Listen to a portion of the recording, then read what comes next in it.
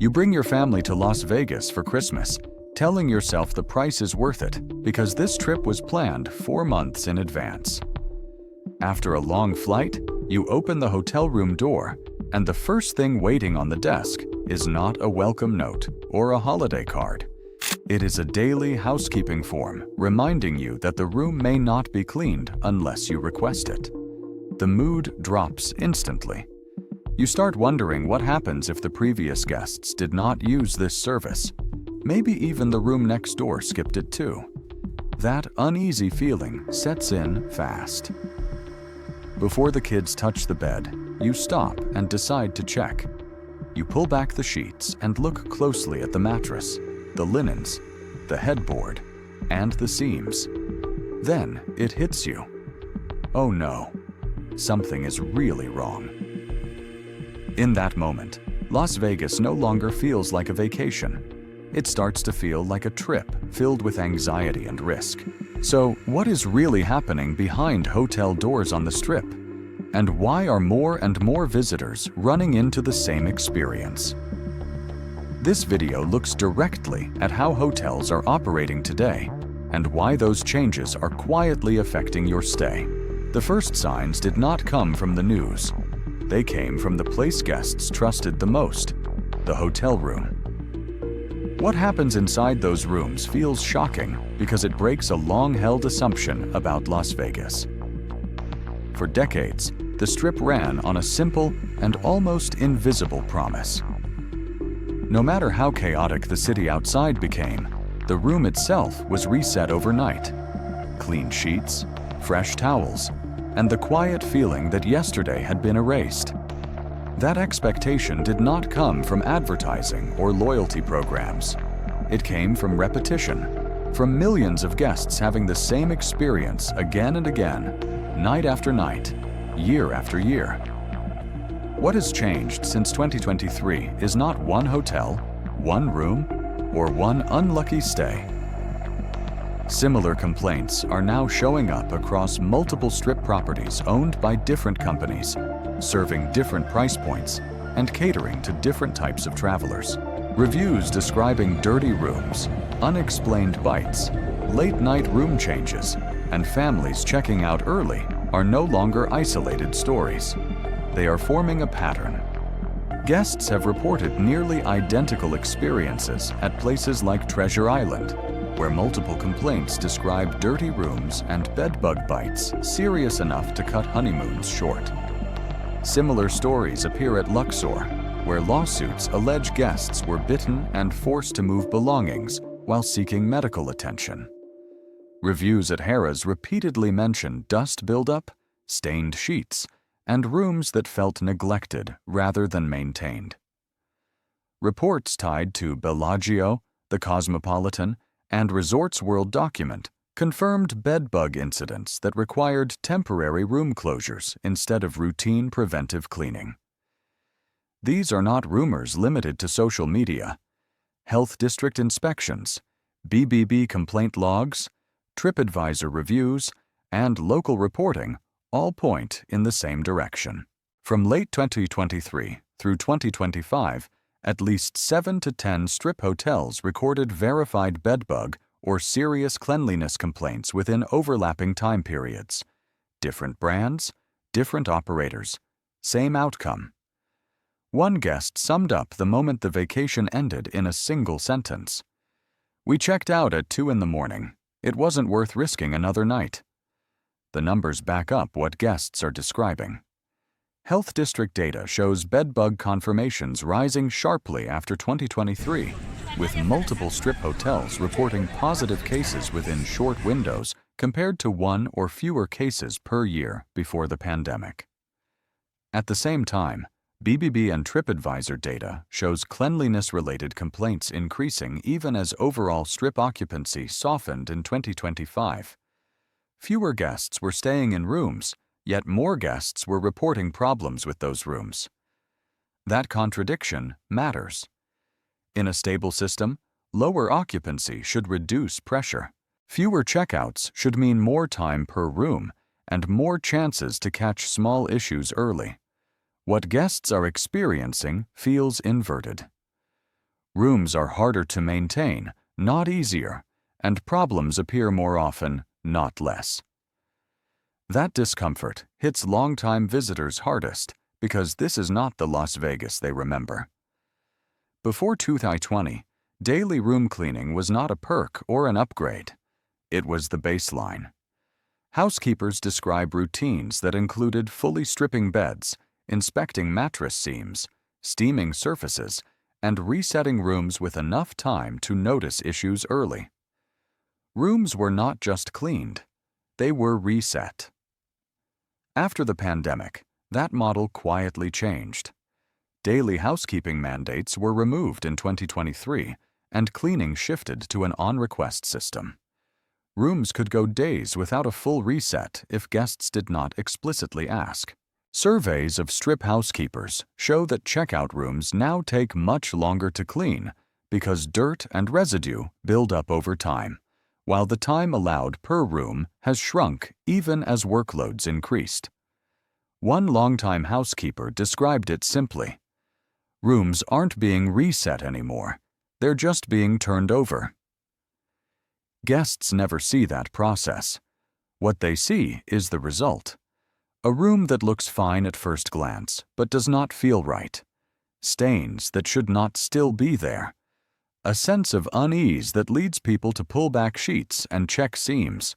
To be clear, bedbugs are not a disease, and they do not spread illness. But they do cause intense itching, sleepless nights, and lingering anxiety, and they can ruin a trip faster than any resort fee ever could. When something feels wrong, guests find themselves making decisions they never expected to make on vacation, changing rooms in the middle of the night, switching hotels entirely, or cutting a long-planned trip short. One parent described the emotional cost perfectly. "This was supposed to be our vacation. Instead, we spent the night worried about what we might bring home." This is why the issue cannot be dismissed as bad luck. When the same sequence repeats across multiple hotels, multiple brands, and multiple years, the problem stops being personal and becomes systemic. The warning signs are no longer subtle. They are stacking up in plain sight, one complaint at a time. The problem is not one room. It is that the same experience keeps appearing in too many places to ignore. Go one layer deeper, and the story moves behind the scenes, to the point where housekeeping slowly became a cost to cut. Behind every dirty room or rushed cleanup is a system most guests never see. To understand why these problems keep spreading, we need to pause and look directly at how housekeeping on the Las Vegas Strip actually works today. This part is not about blaming workers or calling out individual hotels. It is about following the chain of decisions that reshaped how rooms are cleaned, how fast they are turned over, and how much time is realistically left to do the job properly. Once that chain becomes clear, what feels random on the surface starts to feel inevitable. Before 2020, daily room cleaning on the Strip was not a courtesy or an optional amenity. It was a baseline standard. Guest room attendants describe a routine built around a nightly reset. Beds were fully stripped. Mattress seams were inspected. Surfaces were steamed and sanitized. Trash was removed before it could build up. There was enough time in the schedule to notice small problems early. The goal was not just to make a room look clean. It was to return it to a known and safe condition every night. That system created a buffer. Even if a guest was messy, even if something small was missed one day, the next reset usually caught it. After the pandemic, that buffer quietly disappeared. In 2023, Nevada officially ended the mandate that required daily hotel room cleaning, shifting Strip properties to an on-request model. In practice, this meant rooms could go several days without a full reset unless a guest specifically asked for it. On paper, the change was framed as flexibility and efficiency. In reality, it fundamentally changed the condition of rooms and the pressure placed on the people cleaning them. When rooms are not cleaned daily, dirt does not disappear. Trash accumulates. Soap residue hardens. Bedding goes untouched. When a guest finally checks out, the room a housekeeper walks into is no longer a routine turnover. It is a backlog. Surveys from Culinary Union 226 show that nearly all strip housekeepers report checkout rooms now take much longer to clean because they have not been maintained nightly. At the same time, the time allowed per room has gone down, not up. Before COVID, housekeepers typically had around 40 to 45 minutes per room, enough to complete a full checklist. After 2023, many report being limited to 25 to 30 minutes, even when rooms have gone uncleaned for days. One longtime housekeeper summarized the contradiction simply. Rooms aren't being reset anymore. They're just being turned over. The workload math makes the system even more fragile. Before the pandemic, a typical housekeeper cleaned 12 to 14 rooms per shift. Today, many report being assigned 16 or more. That increase did not come with more staff or more time. It arrived alongside staffing cuts, reduced hours, and constant pressure to move faster. The result is a system where fewer workers are expected to process more rooms that are harder to clean, in less time, with fewer chances to slow down and address deeper issues. Housekeepers describe being forced to triage. Trash and visible mess come first. Towels and basic linens get changed. Anything that requires slowing down, lifting mattresses, inspecting seams, or deep cleaning becomes a risk to finishing the assignment on time. As one worker put it plainly, "We're rushing, not cleaning." This is where the gap between corporate language and lived reality becomes impossible to ignore.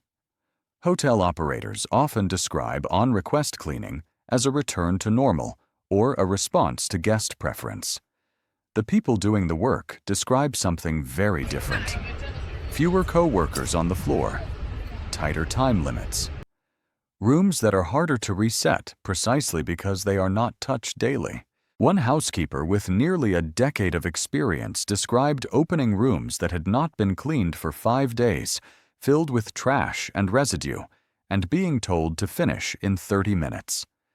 Another described crying after seeing the condition of rooms and knowing there was no realistic way to make them right within the time allowed. These are not stories of indifference. They are stories of compression. What makes this system especially unstable is the contradiction at its core. Even as strip occupancy has softened in recent years, housekeeping workloads have not eased. Fewer guests do not automatically mean less pressure when rooms are left untouched longer and staffing is cut to protect margins. Hotels reduced how often rooms are maintained while also reducing their ability to deal with the consequences. From the guest's perspective, the outcome feels inconsistent. One stay seems fine. The next feels off. A room looks acceptable at first glance but carries subtle signs of neglect. Sheets that seem clean until inspected closely. Residue that should not still be there. A quiet sense that the room has not been fully reset.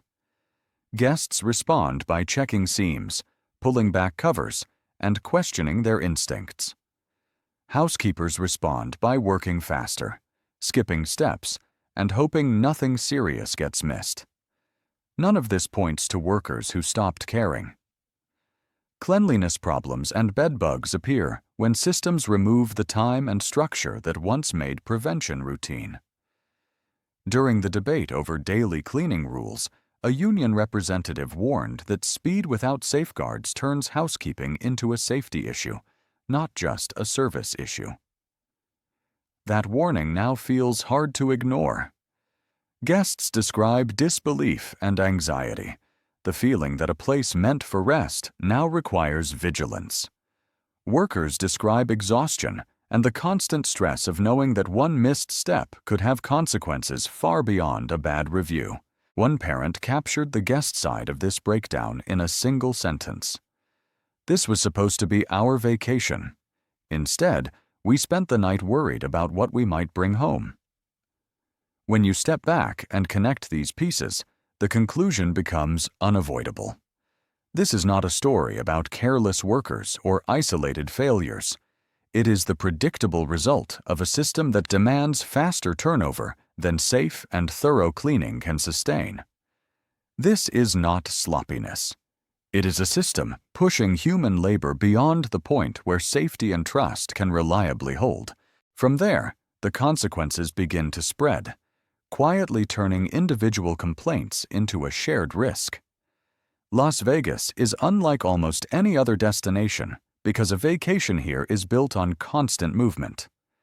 Guests do not arrive, settle in, and stay put. They circulate.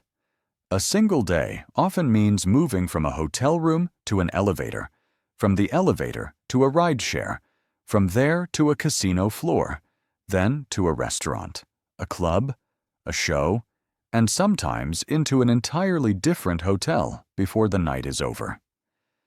That constant motion is what makes Vegas feel alive, but it is also what makes small problems hard to contain. On average, visitors move through 5 to 7 different venues in a single day, often across multiple properties, sharing elevators, carpets, seats, and vehicles with thousands of strangers.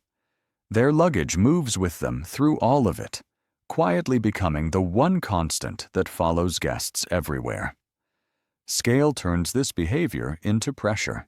Las Vegas welcomes more than 40 million visitors a year, and nearly 3/4 of them stay only 1 to 3 nights. With roughly 120,000 rooms on the Strip and occupancy in the mid-80s, tens of thousands of checkouts and check-ins happen every day. Rooms change hands constantly, and so do the bags rolling through them.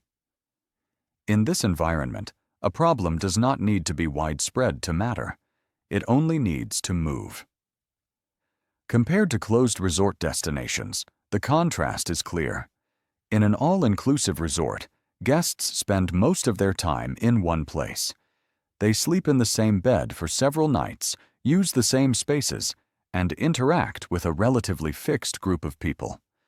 Movement is limited, and whatever risk exists tends to stay contained. Vegas works in the opposite way. Guests hop between properties, nearly a third stay in more than one hotel on the same trip, and shared spaces refill with new people every hour. What might remain a minor inconvenience elsewhere becomes a multiplying factor here. This is where the experience spiral begins. A room that does not feel fully reset does not just affect that night. It changes how guests behave for the rest of the trip. People hesitate before unpacking. They stop placing suitcases on the bed. They keep clothes sealed in bags. They start checking seams and surfaces not once, but everywhere they go. As one traveler put it, "I stopped putting my suitcase on the bed. After that, the trip never felt the same." At that moment, the vacation quietly shifts. Enjoyment gives way to management. When guests decide to leave early, their luggage leaves with them, moving through elevators, ride shares, and into new rooms across the Strip. Pest control professionals describe the mechanism plainly. Bugs don't move far on their own. People move them. Housekeeping and bell staff echo the same concern, noting that luggage is the single biggest variable they cannot control in a city where new guests arrive every hour. One guest described the mental toll this way. "Once we noticed something was wrong, it followed us everywhere. Every place felt suspicious." What makes this spiral especially damaging is how it collides with modern travel culture. Complaints are no longer private conversations between guests and hotels. They are shared instantly, often with photos, timestamps, and property names. What starts as one bad night becomes a warning to thousands of others within hours. As similar stories accumulate, perception shifts. An isolated incident starts to feel like a pattern. A pattern starts to feel like risk. Travelers begin planning defensively, reading forums before booking, or deciding the stress is simply not worth it. The irony is that Las Vegas does not need to be uniquely dirty or uniquely negligent for this to happen. Its structure alone is enough. High mobility, short stays, massive volume, and shared spaces turn minor failures into system-wide stress tests. When those conditions collide with rushed room resets and constant turnover, the spiral accelerates. A complaint becomes a caution. A caution becomes a viral thread. A viral thread becomes reputational drag that spreads faster than any official response can keep up with. For guests, the damage is subtle but lasting. Vacations begin with vigilance instead of anticipation. People talk about what to avoid instead of what to enjoy. For workers, the pressure compounds as the system never slows long enough to recover. This is why focusing on individual hotels misses the larger point. The environment itself matters. Las Vegas does not create risk on its own. It magnifies it. Vegas does not invent the problem. Vegas amplifies it. Eventually, the damage stops being about rooms and starts showing up in how people decide whether to come at all. At that point, the problem no longer lives inside a single hotel stay. It lives inside public perception. Reviews stop acting like private feedback and start functioning as warning signals. A bad experience does not end at checkout anymore. It gets written down, shared, quoted, and amplified across TripAdvisor, the BBB, Reddit, and social platforms, where thousands of potential visitors see it before they ever open a booking app. What makes this phase especially dangerous is how quietly it unfolds. There is no single breaking moment. Instead, similar complaints begin to cluster. Not dramatic stories, but familiar ones. Dirty rooms, uneasy nights, sudden hotel changes, anxiety that lasts longer than the trip itself. Over time, repetition does the damage. Travelers stop asking whether one guest was unlucky and start assuming something structural is wrong. The numbers reflect that shift. During the same period when Strip occupancy softened, complaints tied to cleanliness and room conditions continued to rise. Fewer guests were staying, yet dissatisfaction per stay increased. That divergence matters. It is not about pricing pressure or post-pandemic fatigue. It signals a breakdown in trust. Las Vegas has always been expensive, and visitors have always complained about costs. What changed is that higher prices are now paired with uncertainty, and uncertainty reshapes behavior much faster than price ever could. This shows up most clearly among middle-class travelers, once the backbone of Strip tourism. In the past, they stayed longer, returned often, and treated hotel rooms as a place to recover from the chaos outside. The room was part of the reward. Today, many describe a different approach. Stays are shorter. Time inside the room is minimized. Some admit they never unpacked. Others say they booked the cheapest option because paying more no longer felt like a guarantee of peace of mind. Hotels become pass-through spaces instead of destinations. Reviews capture that emotional shift clearly. The language changes from value complaints to withdrawal statements. We just walked the Strip and left. We barely used the room. And most telling of all, this was my last trip to Vegas. That sentence is rarely about one bad night. It reflects accumulated doubt. When travelers read dozens of similar stories before booking, they are not calculating odds. They are imagining stress. They picture checking mattresses instead of relaxing, worrying about luggage instead of enjoying time with family, and explaining to loved ones why something went wrong. Even guests who never experience a problem directly still absorb that anxiety before they arrive. It shapes how they plan, how long they stay, and how they talk about the city afterward. Over time, that behavior change becomes visible at scale. Repeat visits decline. Overnight stays shorten. Walk-through tourism replaces settled tourism. People still come to Las Vegas, but they engage with it differently. They spend less time, less money, and less emotional energy. The hotel room, once the silent anchor that made everything else feel manageable, loses its role as a place of reset and safety. This is the final stage of the spiral. Not outrage, but hesitation. Not collapse, but erosion. The most dangerous outcome for a tourism city is not empty casinos. It is indifference.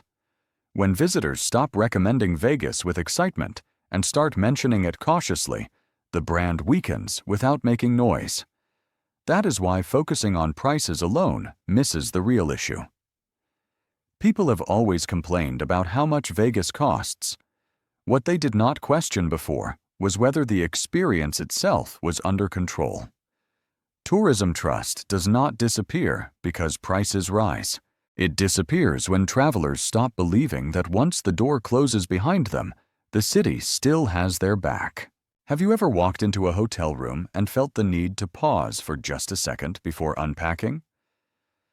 Most people who come to Las Vegas still end up having a good trip. What has changed is how experienced travelers enter their rooms. They slow down slightly at the beginning because those first few minutes matter more than anything else. Before unpacking, many people place their suitcase on the luggage rack or even in the bathroom, somewhere with hard surfaces and fewer hiding spots. It may sound cautious, but it quickly becomes routine. Taking a quick look at the bed, the mattress seams, the headboard, and the sofa takes less than a minute, and it can save days of stress later. If something feels off, that moment is the easiest time to act. Asking to change rooms early is far simpler than trying to relax once doubt has already settled in. During the stay, small habits help preserve peace of mind. Keeping luggage zipped, avoiding clothes on the floor or fabric chairs, and doing a quick glance at the bed before sleeping are things frequent travelers now do almost automatically. When the trip ends, the awareness does not stop at checkout. Many travelers avoid bringing suitcases straight into the bedroom. Clothes go directly into the dryer on high heat, and luggage gets a quick clean before being stored away. None of this is about fear. It is about control. Paying more used to feel like insurance. Today, awareness does that job better. Knowing what to notice, when to speak up, and how to protect yourself quietly changes the experience. Las Vegas can still be fun, memorable, and worth the trip.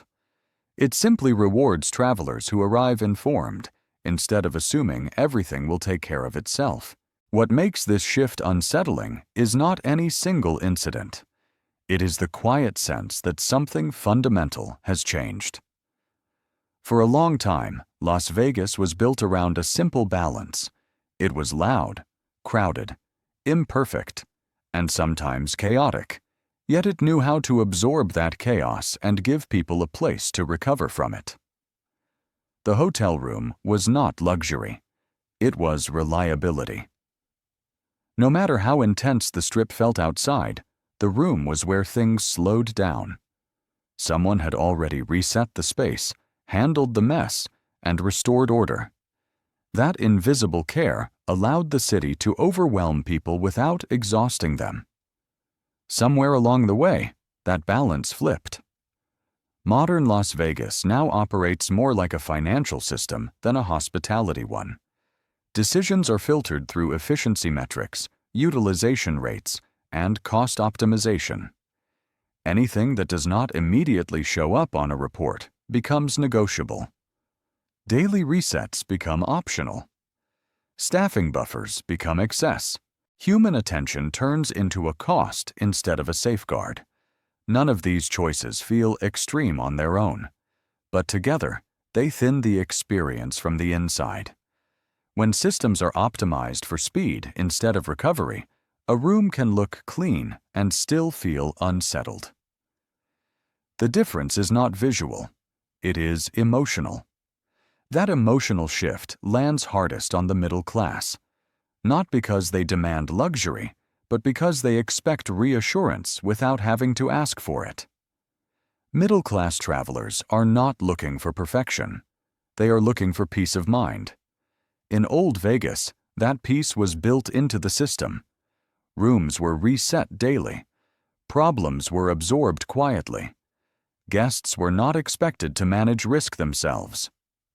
Today, that responsibility has moved on to them. They check. They hesitate. They monitor their surroundings. Wealthier travelers can buy insulation through private floors and higher touch service. Budget travelers may already expect friction. The middle pays enough to expect care, but not enough to escape the system's rough edges. That is where frustration builds. You can hear this shift in how people talk about Vegas now.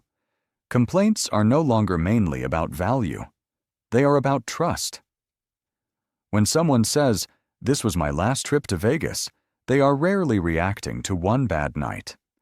They are reacting to the realization that the system no longer protects their sense of safety and ease.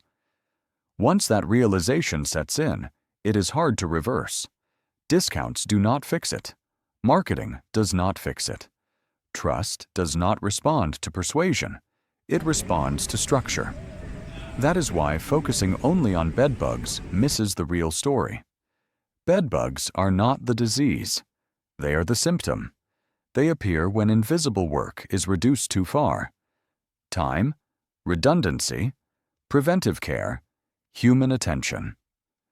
These things do not scale neatly and do not show up immediately on financial statements. Their value becomes clear only after they are gone. A room that was not deeply reset yesterday may look fine today, but the cost of skipping that work shows up later when confidence erodes and guests quietly decide not to return. The contrast between then and now makes this impossible to ignore. Old Las Vegas was crowded, affordable, imperfect, and warm. It did not pretend to be flawless. It understood its role. It overwhelmed people and then gave them space to breathe. New Las Vegas is often less crowded, more expensive, visually polished, and emotionally colder. Floors shine, screens glow, but the sense of being cared for has thinned. Cleanliness becomes cosmetic instead of restorative. The city looks controlled, but it no longer feels contained. The danger is not collapse, it is misalignment. A city designed to overwhelm and then comfort is becoming one that overwhelms without reliably comforting. Entertainment can be loud, prices can be high, crowds can be intense, but rest has to feel safe. Once guests have to stay alert even while resting, the city stops fulfilling its most basic promise. Las Vegas is not alone in this. The same pattern is appearing in airports, airlines, and short-term rentals, where systems optimized purely for efficiency push friction onto the traveler. At first, people adapt. Then they disengage. Trust erodes quietly long before revenue drops. Las Vegas simply makes this easier to see. It shows what happens when a place built for escape starts behaving like a logistics problem. You can move people efficiently and monetize space aggressively, but you cannot shortcut the human need for care without consequences. When a city of entertainment forces guests to stay alert while they rest, it has lost its core purpose. Before you go, I want to ask you something honestly. Have you noticed this shift yourself the last time you stayed in Las Vegas? That quiet feeling that you needed to stay alert even when you were supposed to rest? Or did your trip still feel the way Vegas used to feel years ago? Tell me in the comments what changed for you, even if it was just one small moment. because those details matter more than most people realize.